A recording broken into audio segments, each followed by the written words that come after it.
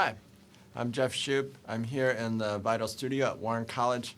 I'm here to give you a few of the updates we have here, some of the changes we've made in the studio. For those who've been here recently, used the studio, or taken a training, these won't really be new to you, but for those who haven't been here in a while, these are some of the things, or some of the changes that we've made. So let's kick into our PowerPoint here. So the updates we have for you: the video output settings of Wirecast. So now the default is a high quality MP4 file. Before, if you remember over here, there were two video outputs. There was a high quality ProRes version, and there was an MP4 version that would go up straight to the web. So what we've done is we've bumped up the MP4 to be a high quality MP4.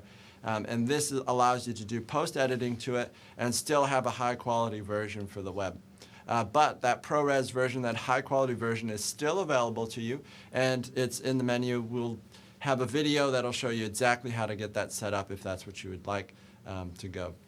Some of the reasons for this is, one, it simplifies the output. You don't have two video files for every take. And the other thing here is that it's much easier to take your files with you and go.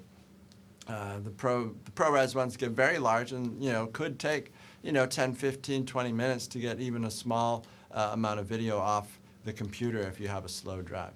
So this is why we've made this change here. So some of the adjustments to our setup. So let me show you the studio here.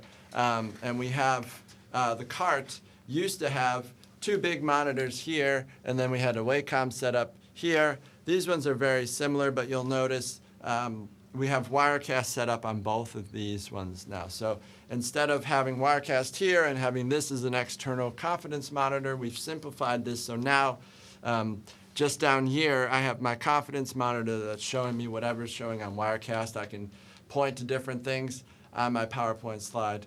Looking down here, it's also the output of Wirecast.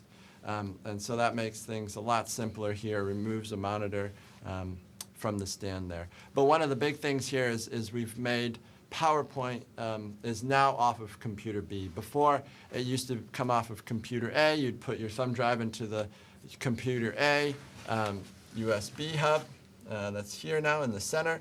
But this one is now the computer B main monitor, and it is showing the PowerPoint. As you can see here, I have PowerPoint here and up on the monitor there.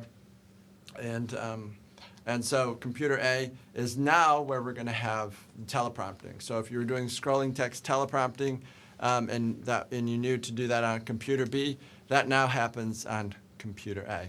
And so, but otherwise is largely very similar workings. So we have presenter view is now available. A lot of people have been asking for this, so I'm very excited to have it. I can show you here that I have presenter view going right here. We will have, and then of course in Wirecast you see it normal. But we have a short video that sort of goes into a little bit more detail about that and lets you know a little bit more detail about these things. So look for that video. So there's been some updates to the startup sequence here. The Quadro app now auto-connects to computer A. So this is a great thing. It was sort of an update they needed to make to the app. It's been made. You can see here that we've also added it as a tether. So now it connects up basically constantly through this tether as a USB. So if you restart the computer, it'll auto-connect. If Quadro becomes unresponsive, it's very rare, but if it needs to be restarted for any reason, just go ahead and restart it, and it connects up automatically.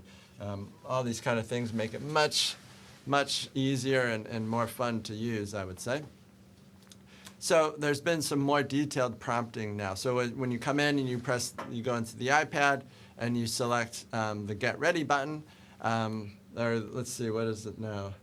It's the, let me cut over to the Studio Basics. So this is our new Studio Basics setup here that you can see. Step 1 here in the top middle, that is now the new Start button. So you come in, you press Step 1, the lights will kick on for you automatically.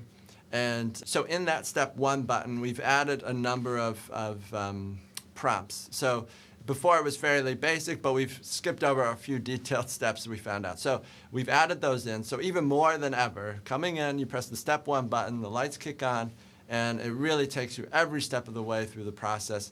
But in addition, we'll also have a video coming up soon that will visually and otherwise take you through the startup sequence.